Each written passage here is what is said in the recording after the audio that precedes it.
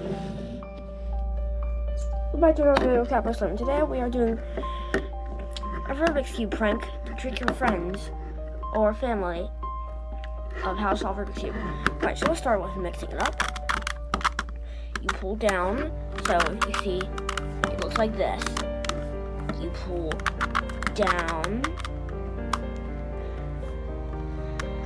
over, down, over, down, over, down, over, and then you can go over, up, over, up, over, up, over, up.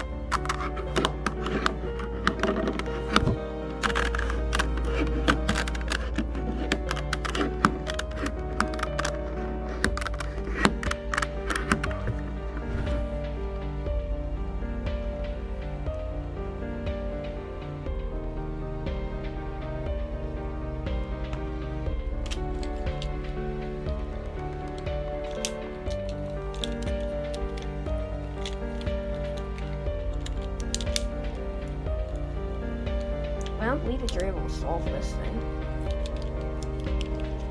I got this, but there is no more blues or greens or yellows, only one of those.